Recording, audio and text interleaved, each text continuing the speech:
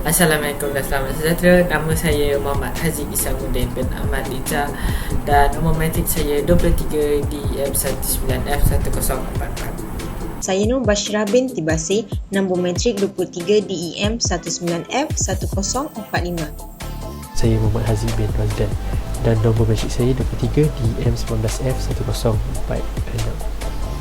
Salam sejahtera, nama saya Kanisha Prashad Al-Raqib Pushpanathan. Matrix nombor saya 23 DEM19F1056.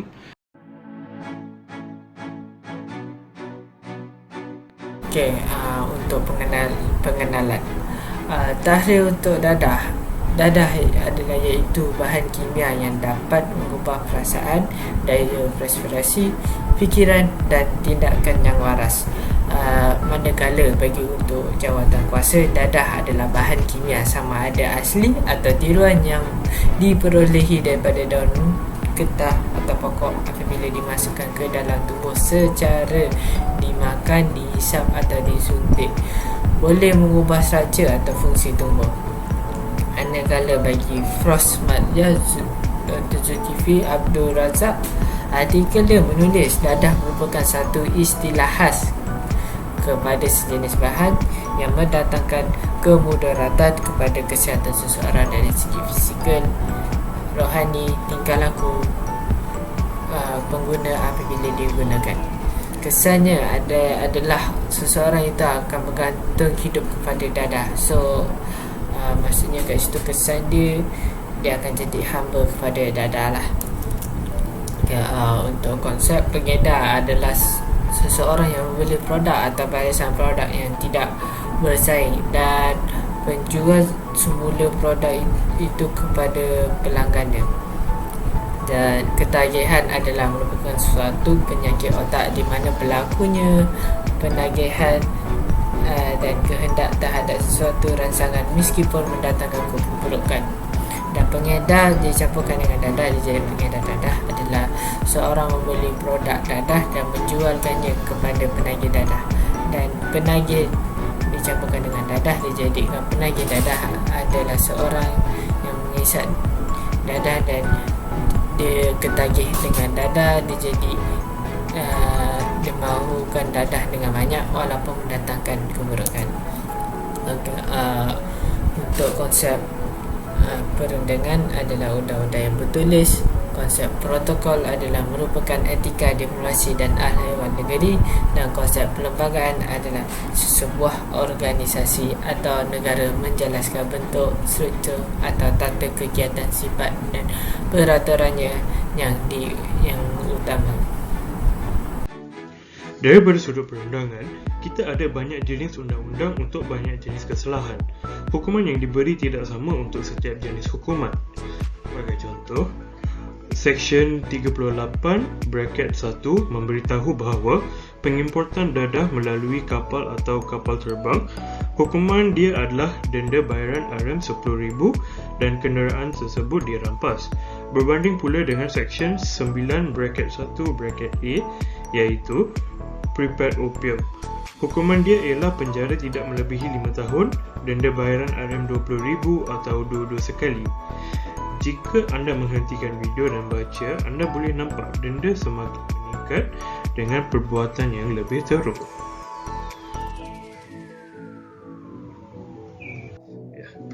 Daripada sudut protokol pula, terdapat banyak prosedur yang perlu diikuti untuk mendapatkan bukti bahawa pengedar ataupun pengguna dadah berbahaya dihukum dengan betul.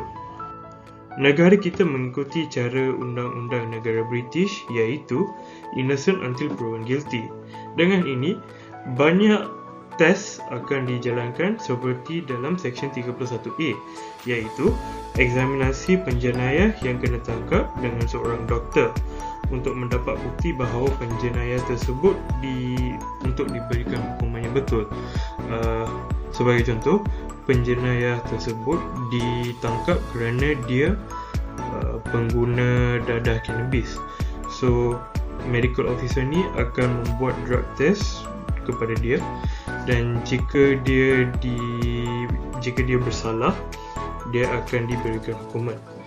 So Jika pengedar pula yang ditangkap, perundangan dia sama, iaitu lebih berat jenayah yang dibuat, lebih berat hukuman. Melalui rekod Agensi Anti Dadah Kebangsaan AADK, usaha memerangi gejala penagihan dadah yang digerakkan kerajaan secara agresif sejak tahun 1984 boleh diiktirafkan sebagai gagal. Bukan kerana tiada penguatkuasaan, tetapi gagal kerana sikap kita sendiri dan secara tidak sedar menjadi penyumbang kepada kehadiran penagih baru tanpa disangka. Kenapa jadi begitu? Menerusi kajian yang dilakukan, 90% penagih baru belajar melalui rakan mereka sendiri. Ya, pergaulan tanpa batas ingin mencuba sesuatu yang luar biasa dan masalah keluarga sering menjadi alasan mengapa mereka boleh terjebak. Pengaruh dadah ini juga tergolong dalam semua masyarakat, tidak kira usia dan pangkat. Salah satu contohnya, yang pertama, rekreasi ataupun pengaruh rakan sebaya. Pada masa kini, orang menggunakan alkohol atau dadah terlarang ketika melepak bersama rakan-rakan mereka ataupun untuk menenangkan diri dari hari yang sangat meletihkan. Ia kebanyakannya dilihat sebagai salah satu cara untuk bersantai dan mententeramkan minda mereka. Yang kedua, rasa ingin tahu. Semua manusia mempunyai sifat ingin tahu. Ia juga mendorong golongan-golongan ini untuk mencuba sesuatu seperti ganja dan alkohol. Lebih-lebih lagi pada golongan remaja. Dan yang ketiga, penyakit tekanan mental. Kegelisahan, gangguan tekanan dan kemurungan adalah gangguan kesihatan mental yang biasa mempunyai peluang untuk memperoleh ketagihan. Menggunakan ubat-ubatan untuk menangani perasaan itu mungkin dapat membantu memudahkan mereka, tetapi ia juga menyebabkan beberapa kesan negatif kepada tubuh badan dan juga membawa kepada penagihan. Seorang ahli Dewan Undangan Negeri Adun dari Perak ditahan polis selepas ujian saringan air kencing dijalankan ke atasnya positif dadah. Adun itu dilaporkan ditahan di sebuah restoran yang berlatar belakang seperti kelab malam dekat Perai, Pulau Pinang jam 9 malam semalam. Ketua Jabatan Siasatan Jenayah Narkotik JSJN Pulau Pinang, ACP Mustafa Kamal Ghani Abdullah mengesahkan mengenai penahanan Adun itu.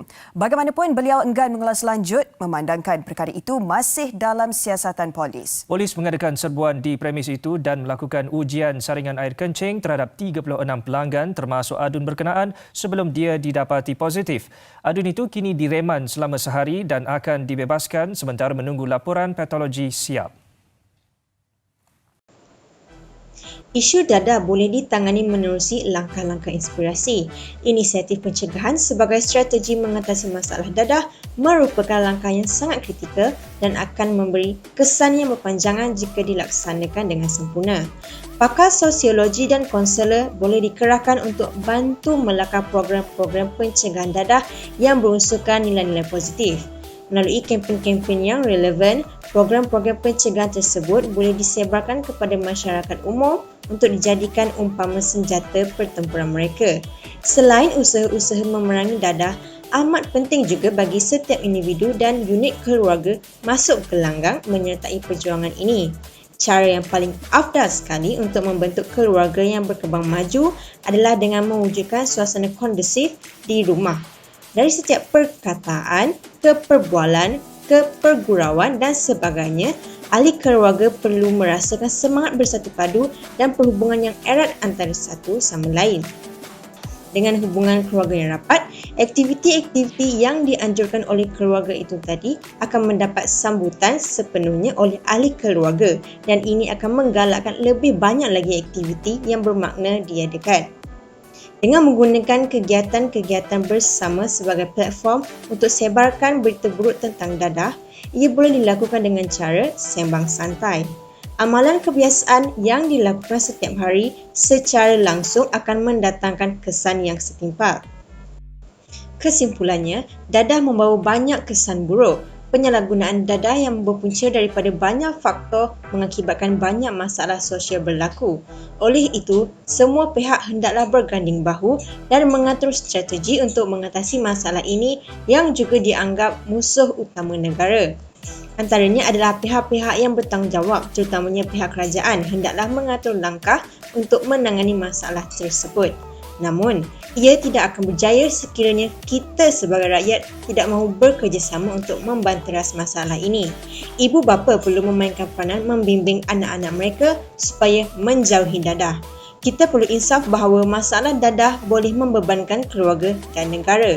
Akhirnya, kita haruslah terus memerangi dadah agar masyarakat kita tidak menjadi lemah. Sekian, terima kasih.